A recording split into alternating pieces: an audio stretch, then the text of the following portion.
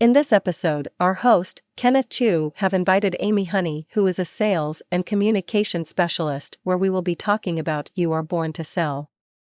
Amy Honey is an international speaker and trainer in the areas of customer engagement, body language, behavior modification, sales, and habit transformation. She has an extensive background in high-ticket sales and is known by her peers as the powerhouse closer. She has achieved over $5 million in product sales at live events and is an authentic risk-taker with a great sense of humor. Amy has numerous health and fitness certifications and was a professional stunt actress.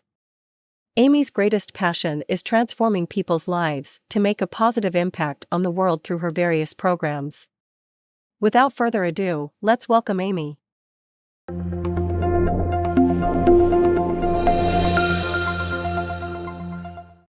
Hi, Kenneth. So good to see you and be here with you. Thank you very much, and thank you for making time. I know that it's really, really early over at your end. Thank you for making the time. I really appreciate that. For you to, especially for you to wake up so early and dolled up and getting ready for to be on my show. Before we start, in fact, there's a tradition that every guest get to answer the question of the day posted by the previous guest before we can start the show. All right. So, are you ready with the to answer the question of the day posted by the previous guest?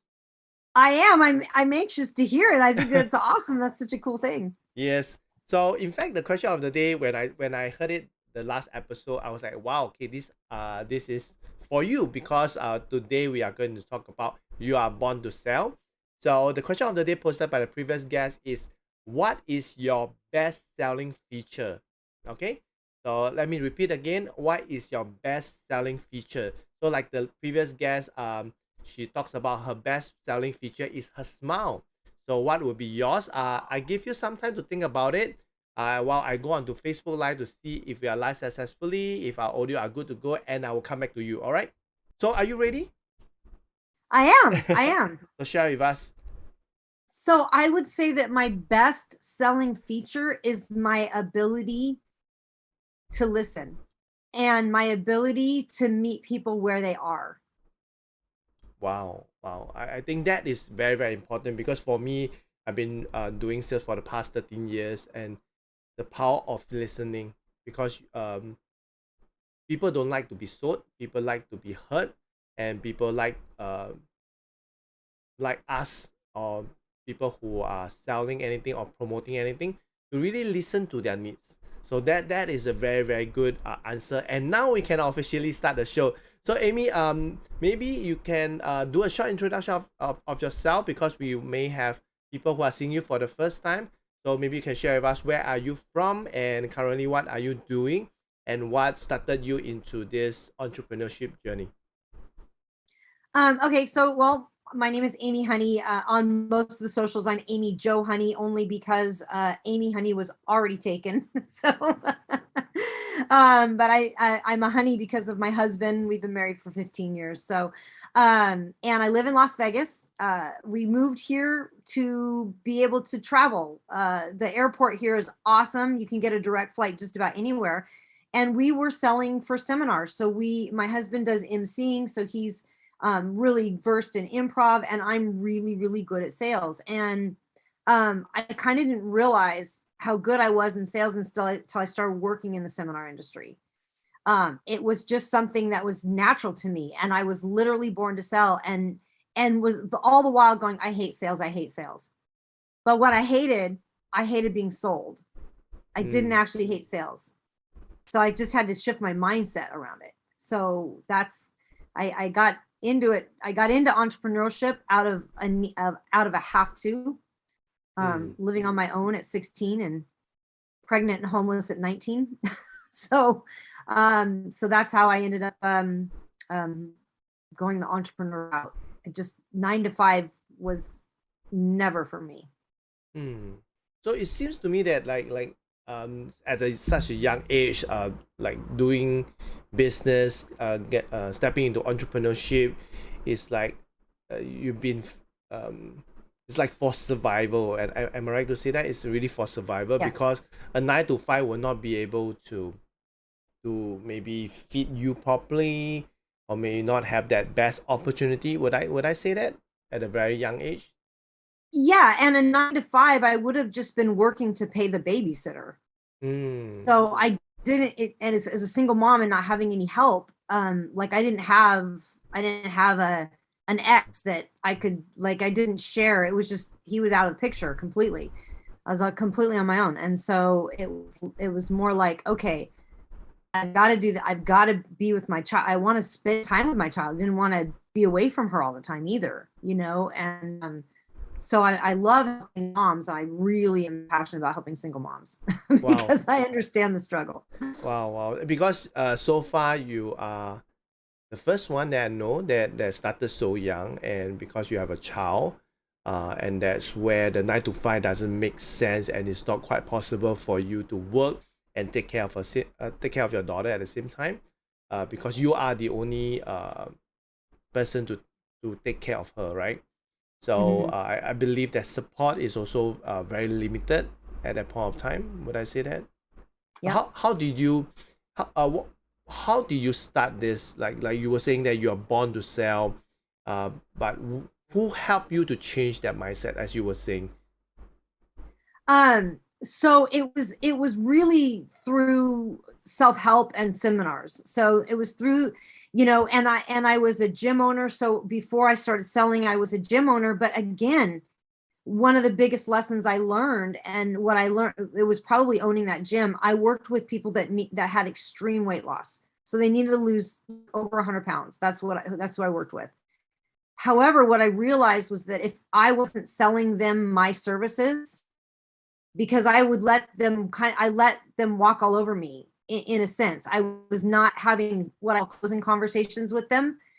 And so if I wasn't selling them my services, this is what happened. So it's kind of a little bit of a long story, but okay. So I had this, I decided during this time, you know what? I really want to help people, and not everybody can afford me, because it was like $5,000 for the year to work with me, but I was guaranteeing that you would lose that 100 pounds. You know, it's a lot, but you're going to be with me for a year. The people that bought that, all of them got 100%. They all got results, and they are all still doing well today. Right. What happened was I decided I would do a free group, and I had the free group every Saturday. So what was happening was every Saturday they were coming, they were showing up, they were doing all this stuff. No one was getting any weight loss because they didn't have any skin in the game. It wasn't important enough to them. They weren't paying for it. It was just like, oh, it was a free thing, so I'll do it later. One of the guys that was in that group, he was 5 months in. He hadn't lost a pound. He was only 36 years old. He died of a massive heart attack. Wow. That was a turning point for me of like, oh my God, I did not help that person. I didn't help them. And what would have been the difference? What was the difference in the two people? The difference was I sold the other group a package. That was the difference. And so I realized that if I wasn't selling, I wasn't serving. Wow. So would I say that mindset came from your experience with this customer that did not pay and pass away, and then that's where it kind of stick in you that you decided to sell a package, which is to serve. So you kind of discover it yourself, or there was someone that is guiding you? No, I kind of discovered that on my own. And you figure it out. And then, you know, I've been through, you know, I've done Tony Robbins, I've done, you know, lots of self-help. So I'm sure some of that stuff has influenced me. At the same time, a lot of it's my husband and I, where we just have like kind of deeper conversations about it. And it's like, and then I was like, wait a minute, no, I need to change my mindset around selling. Like selling is, my biggest thing was like, selling's kind of, it's not a dirty word. You know, like before it was kind of like selling's a dirty word. Like it's, but the way that I was taught, because I've been selling like my whole life, like when I was my whole life since I was very, very young. I was 14 years old and had a job selling Kirby's, which is a vacuum cleaner. So I originally sold them on the phones, and then I actually sold them door to door at 14 years old. Wow. Yeah. So it's like I've always sold, but you had these sales meetings, and Training, it was right? more, yeah, and it was like sell, sell, sell, and numbers, numbers, numbers. And so I was taught that way, and it never felt good. It never felt right to me. Yeah, because when you talk about that, like 14 years old in United States, you guys can start working and start selling all this. No, not anymore. I'm older. I'm a grandmapreneur. Wow, you don't know like So, one. yeah. So back then you could, but now you can't. It has to be 16 or older. Correct. Yeah. It's not as child labor, right? Yeah. Yes.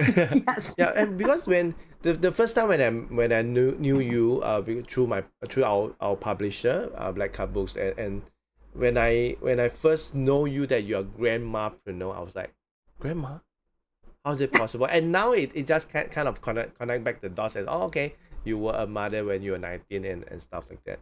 So now I get it.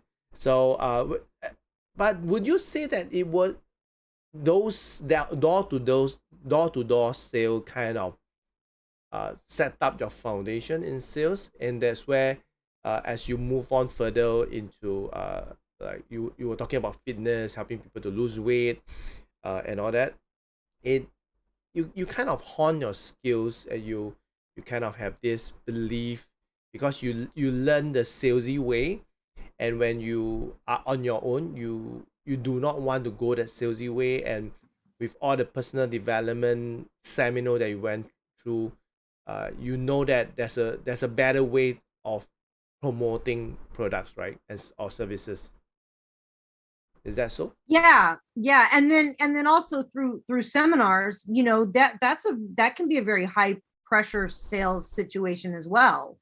And so that was one of the things I learned through working for seminar companies, was how not to do it. A lot of those companies are very high pressure sales. They use NLP tactics, neuro-linguistic programming. They use those kinds of, to me, they're very manipulative tactics to sell. The problem with that is that you end up with a lot of cancellations and a lot of bad mouthing on the internet. Now that the internet is out there, right? So I've shifted with the companies that I work with. I've helped them to shift into a very low pressure sales situation, because there's a difference between high pressuring someone into a sale and holding their hand and being on their side and helping them to make a difficult choice. It's very different, because sometimes when you're selling at a seminar, we're talking $35,000-$40,000 programs at times, and that can be a very difficult choice. Now, it can be a life-changing choice. However, if it's not really going to help that person get a really good ROI, as a salesperson, you absolutely should not sell that person that course. Even if they've got the money to do it, even if it's like they've got the money to waste or throw away, if that's really not going to benefit that person, it shouldn't be sold to that person. And what I'm hearing from you is, correct me if I'm wrong, that it's very much about ethics and also integrity. That what I'm hearing from you, that you are I would say that you are having it in your own business, which is because you don't want to hard sell someone, and if this product does not do them justice and it's not something that they have a return on investment, it's better not for you as a salesperson to push that across, right? Is that what I'm hearing? Yes, yeah. Absolutely. And like I said, there's a big difference. Like, there's some people that, like, I can see clearly that it's going to benefit them and they want to do it, but they have a little bit of fear around it because it's a big decision, but it's still not going to break that person. At that point, I will hold that person's hand and we'll figure it out. Like, I'm on their side and we figure it out together. So to me, sales is not like I'm going to get you to buy this thing, Kenneth. I'm going to get you to buy this thing, right? It's more being on their side, meeting them where they are, and then helping them to make the choice. Yeah, make informed decision. That's what I believe also. And just now when I hear from you, like, I think in the market itself or as a whole, right, majority of the people, they do not have a very positive connotation about selling, about sales. They always feel that all these seminars are just selling and hard selling and pushing, pushing you to buy and manipulative. So why do you think that people has such a negative connotation about selling? I think because people have learned to do it wrong. You know, and then like network marketing. Like there's some companies that I absolutely love in network marketing. I hate the way they teach their people to do it. I think they don't listen. I call it steamrolling. It's like you come to me and you're like, hey, I want to lose some weight, and I'm like, oh my god, I've got this product, blah blah blah blah, and I just steamroll, and you're like, yeah, but I really just want to lose the weight because of this, and you didn't hear me that I didn't want this, and this, and you just tried to steamroll over me, and people don't like that. It doesn't feel good. They don't feel heard. They don't feel listened to, and so I think people have learned to do it incorrectly, and they're doing it the best they can. And the funny thing is that if you look at the average salesperson, most people have a 25% sell rate. That's because there's 4 personality types. So there's 4 different buying languages. There's 4 different ways we speak. So it's really important, if you can listen and you understand the buying languages, you can hear someone else's buying language. Then you can adapt your own communication to their buying language. Wow. And so that they can feel heard. So if you can do that, like me, I'm like, if I didn't know about this, I would only sell in my buying language, because that's how I buy. Correct. You know, I'm a very they call it I think in the disc it's like high A. I'm very high action, high, very high like direct. I can be aggressive. I can come off as very aggressive, and most people don't like that. That's only 1/4 of the language. So if you want to sell to me, you just have to be like super direct. What does it cost? Are you in or what? That's me. That's my language, right? That's your buying language. That's my buying language, right? And that's like, if you come to me and you start trying to fluff me and tell me all the little details, you get turned off. You get I'm turned out, off, right? and you're out. Where my husband, he's the detail-oriented one. He wants the details. He wants to know that, right? And so understanding that about the different people and where they're at, you can quickly pick it up and you can quickly speak their language, right? So that's going to help any salesperson increase their sales, because now you're really listening to where they are. It's so important to meet people where they're at. Yeah, I like the part is that when you talk about the buying personality, that struck me too, because I learned, in fact I learned it after I've done sales for many like for a decade or so. That's where I learned about the buying personality, which I did not know that I had that. Like, I did not know that I had that. I'm able to see the different personality and really go for that, and know how to handle, because of like what you mentioned about listening. I keep asking questions, to really dive deep into finding the core reason, why the customers or the client would want to buy or would not want to buy. It's like keep on probing, keep on asking. And when you talk about the buying language, this is something that I learned through one of my company that I was with. It's a network marketing company, and talk about 4 color personality, and that's how you can differentiate different personality and speak their language. So what color are you? I'm a red. Okay, depending on which color personality you are using. There's one that is developed by this guy called Mark Aceta. So it's color personality. I'm considered the yellow in terms of that color. Yellow meaning that we are very nurturing, we are very warm, we want to help people. Yeah, so that they classify in green, in yellow. But in other color personality, it is of another color.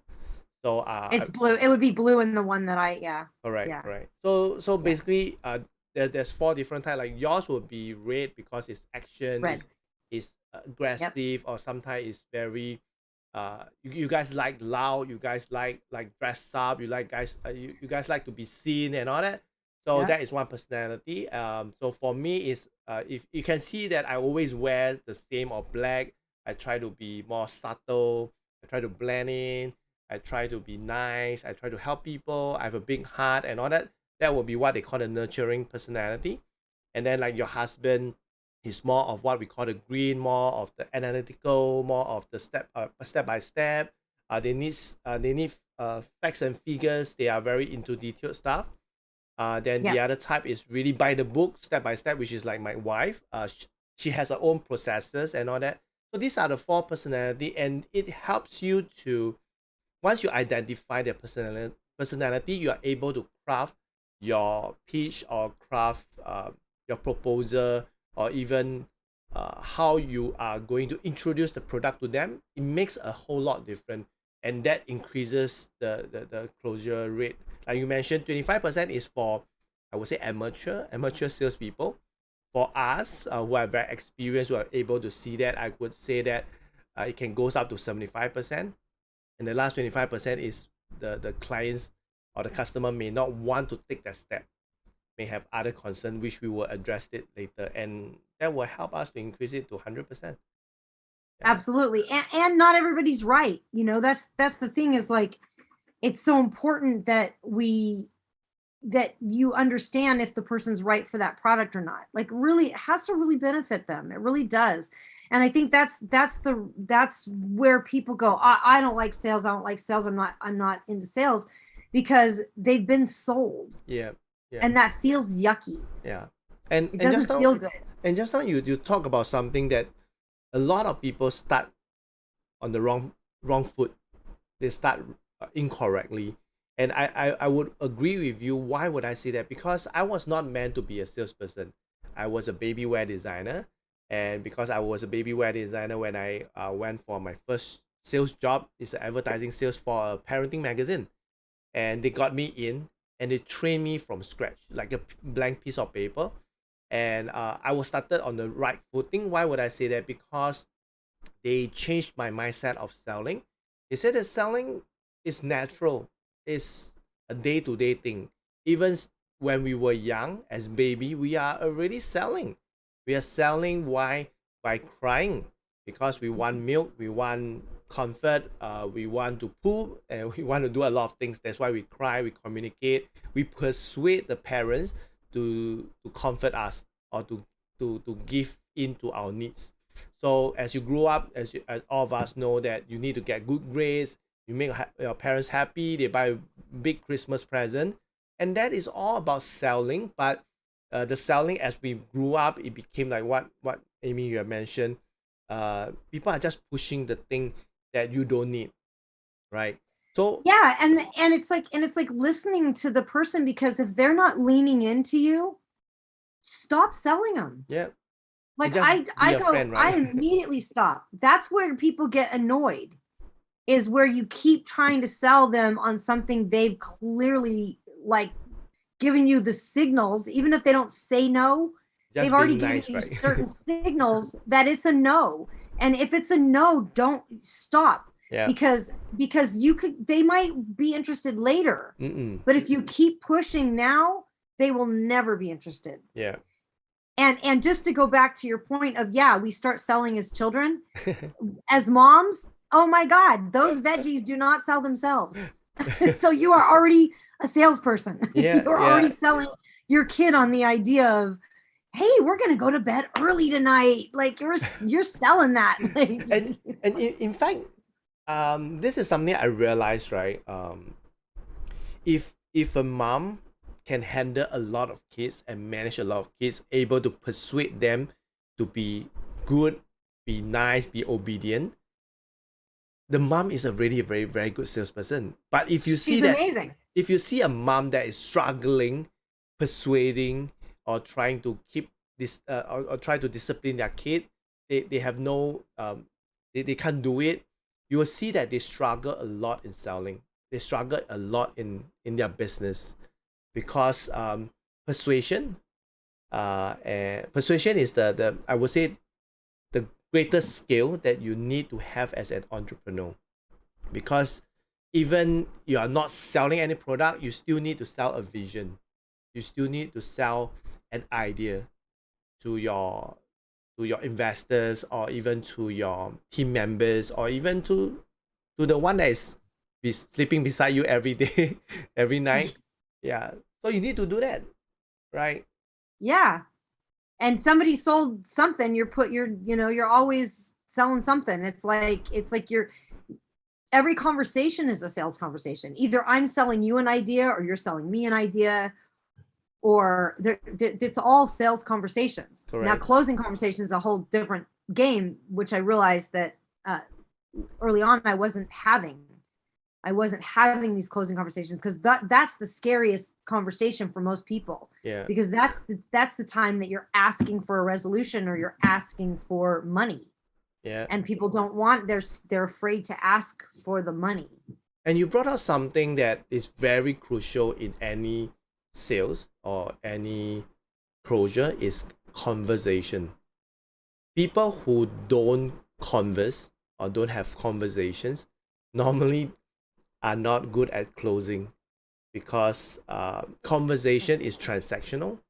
And conversation, this is what I learned also, that in order to have a higher conversion, is to ask more questions, ask the correct or ask the right question, so that you can have the right answers, which is to really find out what is the real reason why they are not buying your product, which is to keep on probing and asking them.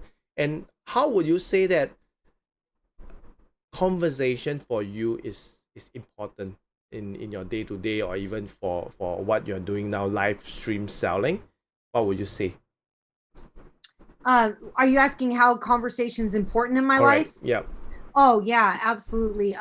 It all comes down to communication, and how we're communicating, and not only just how we're communicating, but how is the other person receiving that communication, and being aware of that. Like, it's some people call it like how I occur to others. Like like, how am I occurring for my daughter right now? Is she how is she hearing me? How am I communicating with her? Every single bit of communication that we have creates relationship. And it's in those conversations that creates relationships. It's like, oh, you get me, or you understand me. Now I feel heard. Yeah. So then you can actually create better relationships in your life through better conversations, and Yeah. deeper conversations. And you touch a very, very powerful point, which for me, I realized that the highest level of selling is not selling, it's relationship building, right? Yeah. And talk about, and how do you build up relationship? It's by conversation, right? And By conversation and right. listening, hearing where they're at. And I Yeah. take copious notes, so that the next time I talk with that person, I'm like, oh, how's your husband how's your husband Dave? Like, I like, they're like, whoa, she remembered me. Yeah. And not only because I just want them to feel good, I also take those notes so that I remember, and I can remember that person, and so that I can build a better relationship with that person. Yeah. And I don't want anyone to ever feel like a number. You're right. Because especially for women, we are relational. Men are more transactional, as you know. Women are relational. So that's another reason why women are great at selling, because we tell all of our friends about all the stuff we love, right? Oh my God, you got to check out this makeup. Like, we're natural at it. We're just natural at sales. We're not very good at the closing conversations, or the transactional conversations, because transaction is uncomfortable to us, and we don't want to ever feel like a transaction. Yeah. Right. And just now you talk about like women are natural at it. Why would I say that? Because because I've been working with mothers for the past 14 years. Whenever a mom knows about, okay, I found this stroller that is really nice, I really shared about it, I've used it, I introduce it to my friend, I refer my friend, at no cost at all, right? We are so willing, that means mothers are so willing to share things that they've used, they benefited from it, and they start sharing with people, and people benefited from it, and start rolling. That's why women are natural sharer. And in fact, the highest level of even higher than selling is really sharing, and that is highest form of promoting. Because like just now before we start the show, right, you were saying that the merchants or your clients that handed you the products, you make sure that you use it, you liked it, you know what is it in and out before you start promoting about it, which is the same for anybody that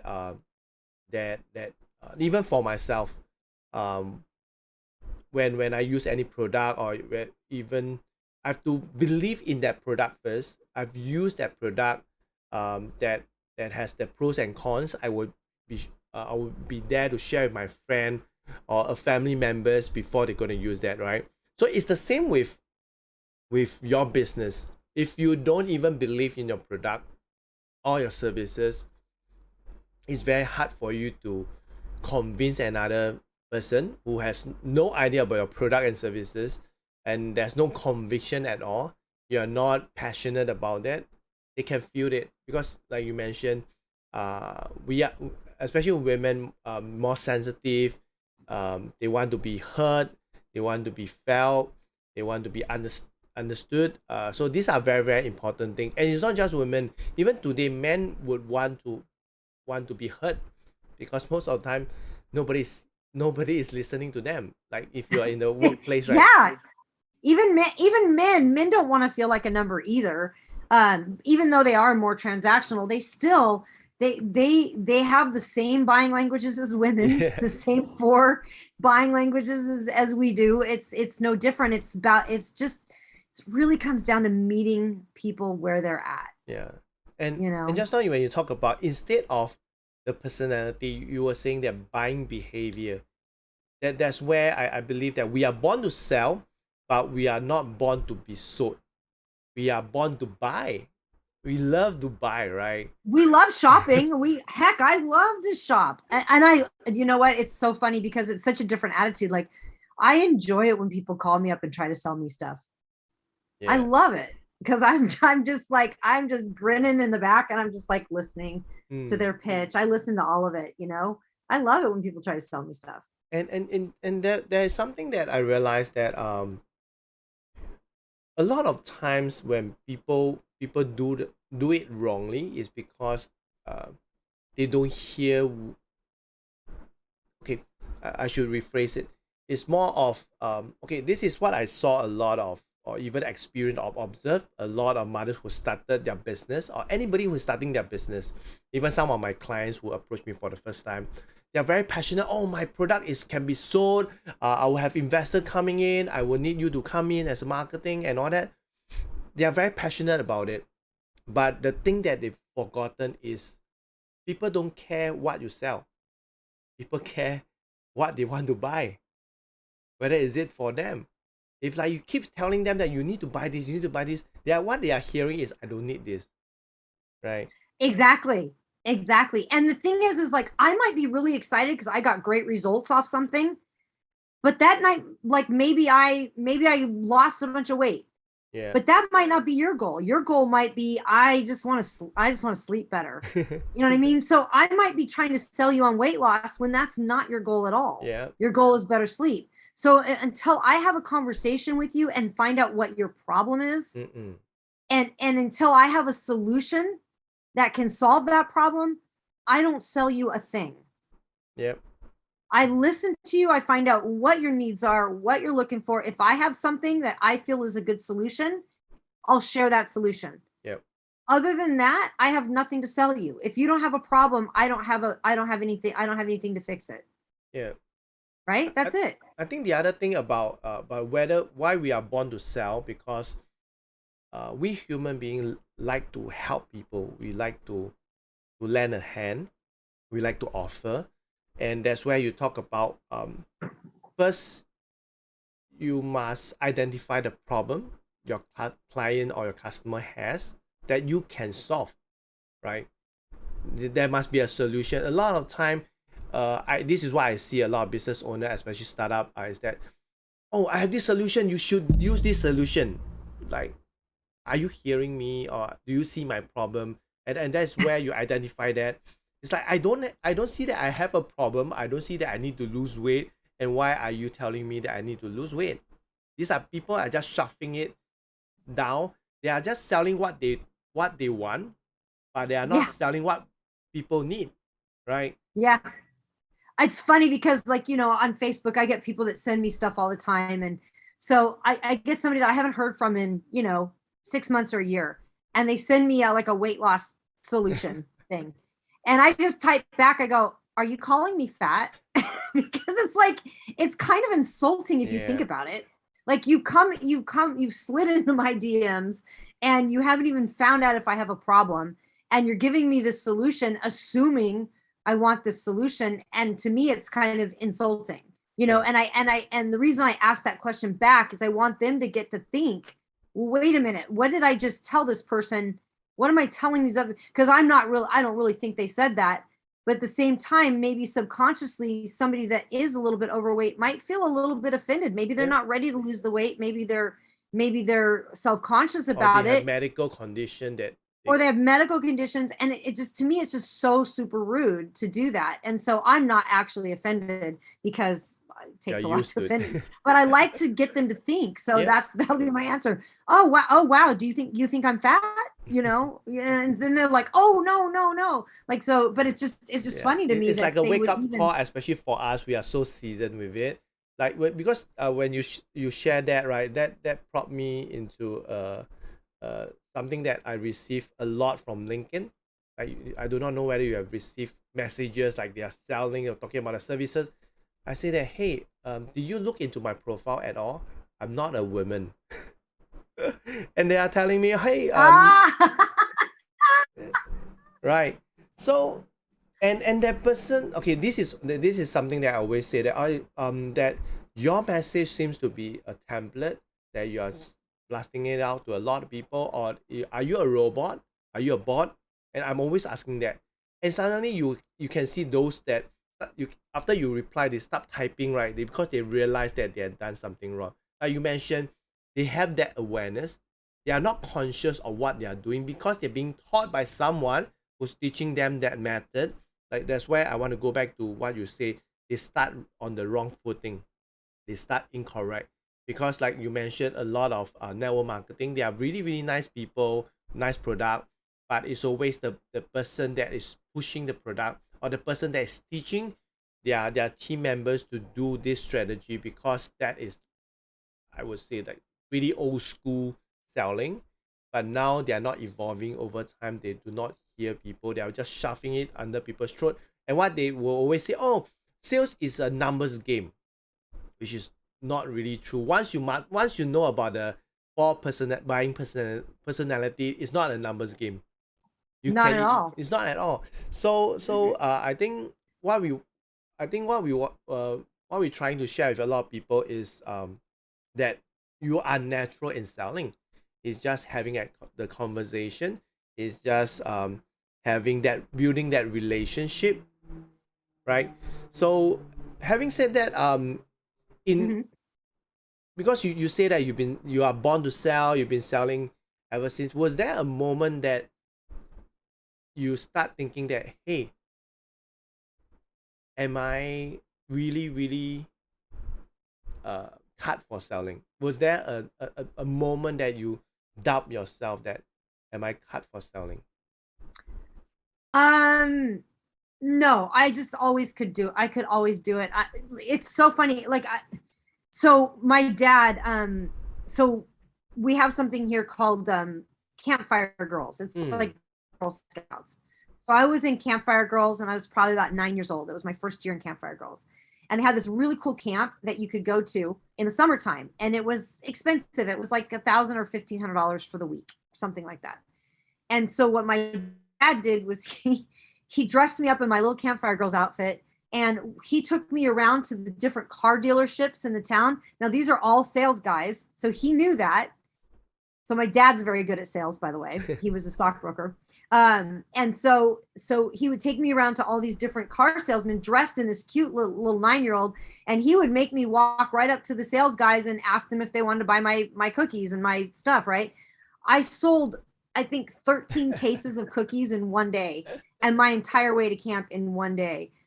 So selling has always been natural to me. I think what really became very clear after working with some seminar companies was the ethics around it. So I was always good at it. I can NLP you into a sale in a heartbeat. I won't. I won't sell that way. So I had a particular company. Yeah, I had a particular company that was trying to push us to sell that way. And I left that company because of the ethics in that company. And at that point, I really had to start creating boundaries, because at that point I was being headhunted by all these different companies coming to me. And I turn down more than I say yes to. And I think that had to become the philosophy, was the ethics, understanding like, wait a minute, not everybody sells like this, and not everybody has to sell like this. And the companies that want you to sell like that, they're still doing that manipulation tactic type stuff. And I don't want to be involved in it. Yeah, in fact, I have a similar experience like yours. I was told to sell this. Okay, in fact, it's in financial services, and the reason why I work in the bank, because I do not want to just sell insurance and endowment, because there are still other financial instruments that I can sell, I can propose to the customer. But because of how it is structured in the compensation or even the commission scheme, when you sell insurance or you sell what they call saving plan, you get more commission. But when you sell an investment product like unit trust, you don't get that much commission, and a lot of bankers are being forced to sell something they are not, in order to hit their threshold or even hit the mark. So that's where I realized that it wasn't ethically, it wasn't right, and I always get myself into problem. Why? Because I would always sell something that the client needs than what the clients don't need, and I always fall short of my insurance threshold, my quota. But I still go ahead with it because this is what I believe that is right. But after a while, I realized that it's not an industry. It's not my cup of tea. It's not something that I enjoy. Although my clients benefit a lot, but I personally, it's really hard to be in that industry. So once I came out from it, I stick to what you mentioned about the ethics. So what would you say that for someone who's going to start a business, or even to start selling something or promoting something, especially as a mom, what would you say is their biggest challenge? Their biggest challenge, most of them is sales, and most entrepreneurs, our biggest challenge is that, look, we go into it because we want to help other people. That's why we do it, right? At the end of the day, is it going to be a hobby or is it going to be a business? And what I mean by that is that what we end up doing is we end up treating our businesses like hobbies. And so my biggest advice, and I think that's the biggest challenge, is that we don't understand that we don't realize that we're treating the business like a hobby. Can you draw some example, like how do people treat their business like a hobby?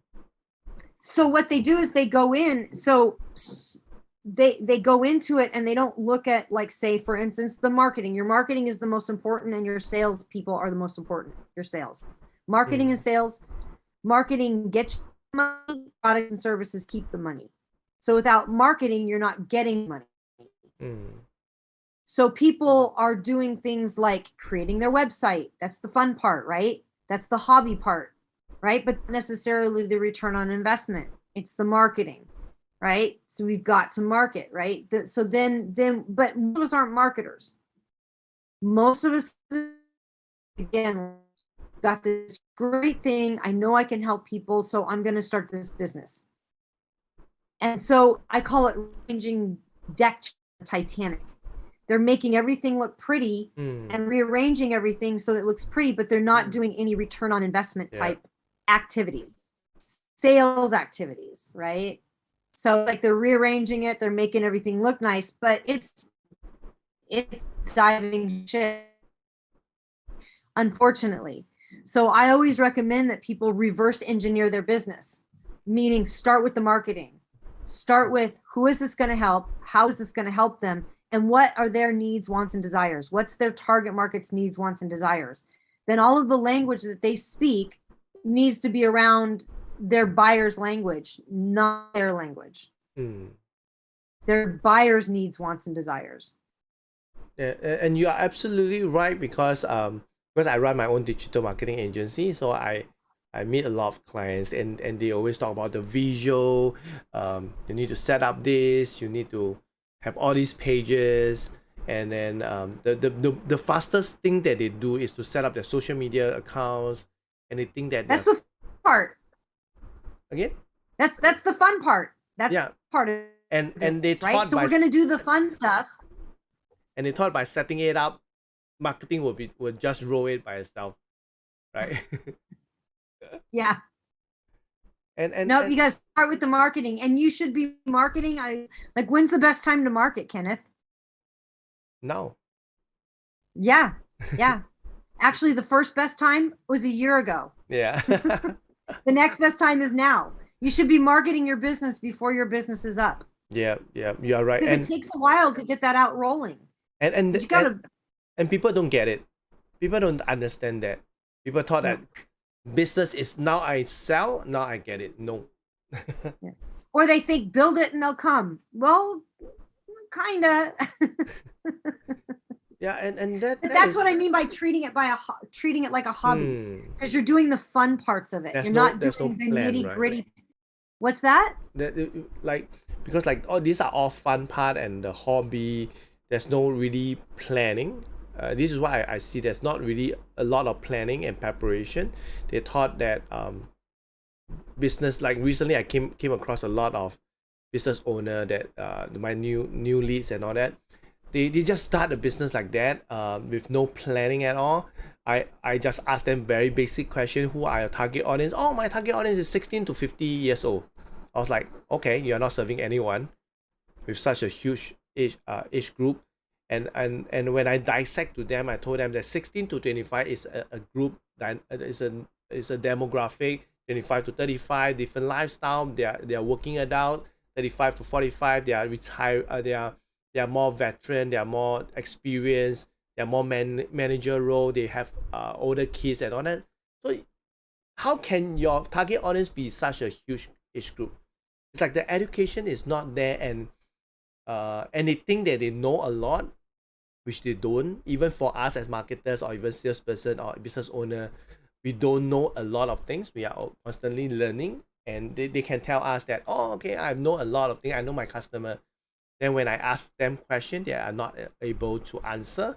And imagine as a business owner, you can't even answer who are your customers, what do they do, what is their household income, or what do they have kids, are they married? If you can't answer all that question, basically don't start the business, don't start running it until you get all that, because there's no clarity at all, right? So that's where when you don't have clarity, you can't even sell to anyone, right? Is that true? Exactly. And then again, you're speaking your language, like you're really excited about the thing. And sometimes I see people even make up like words and stuff around their business or acronyms around their business. And then they're out there talking about it, but it's your language. No one else understands it. Yeah. And no one else cares. Nobody cares. Unfortunately, nobody cares about you or how excited you are about your product. Like they care about them. They care about that. Yeah. So you have to speak into the messaging, you have to speak their language. It's so important. And I'm not just talking buyer language. I'm talking their language of what their pain is. Yeah. What's their pain? What's their problem? How are you speaking very clearly and simply to that pain or problem? Yeah. And you're absolutely right on that part where they don't care until you start caring, right? Because like you mentioned, and this is why I see this is, I would say, a great mistake that a lot of startup or people who wanted to start business is that they care too much what they want to sell. they do not know exactly what their target audience wants, and they're shoving it down on their throat. You say, why am I not getting any sales? Precisely because you're not hearing them. Okay, for example, like for me, I'm 40 years old. I'm trying to sell a 40-year-old idea to a 20-year-old young adult. How is that possible? I'm not even hearing what the young adult wants, right? Exactly. So why do I want to shove something, something for my kids, and shoving down a young adult throat when they don't even have kids, right? Yeah. So this is what a lot of people, I'm just putting it as an example, as an analogy, that a lot of people are doing that. They're shoving things that people don't need. Like you mentioned, the needs, desire, and wants. Do they even know what they want? Do they even have a survey, even a focus group, that they could get information? Yeah, so these are things that you talk about marketing, and a lot of people thought that by having a social media handle, you start posting things, that is marketing. That is not. Yeah. It's not.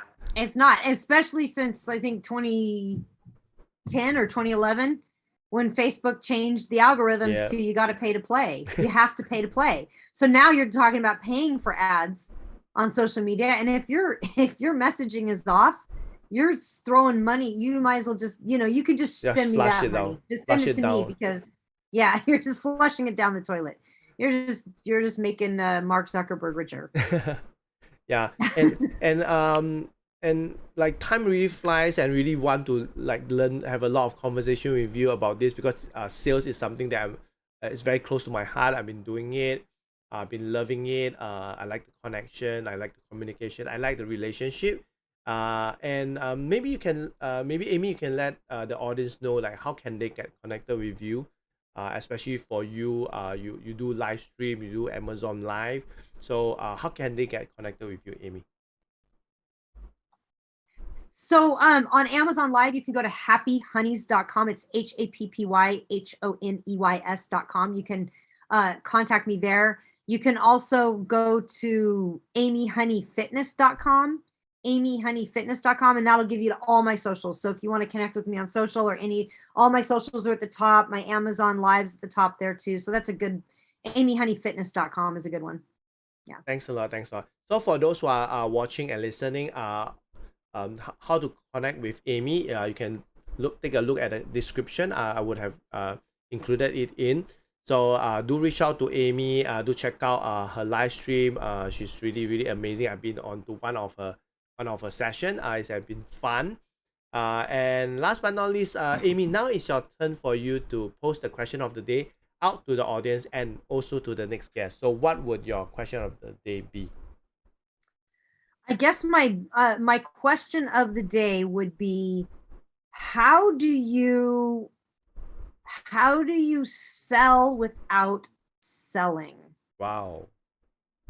How do you sell without selling? Well, that's a very good question. I'm just curious, how would the next guest take this question of the day? So the question of the day posted by Amy is, how do you sell without selling? So this question of the day goes out to the audience and also to the next guest. So next guest, get ready to answer this question of the day.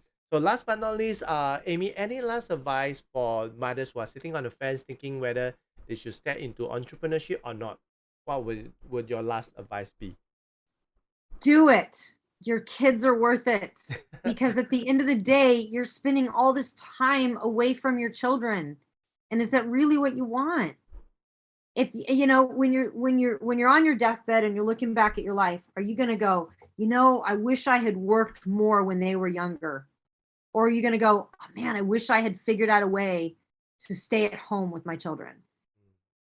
So that would be my biggest advice, is figure it out. Get resourceful.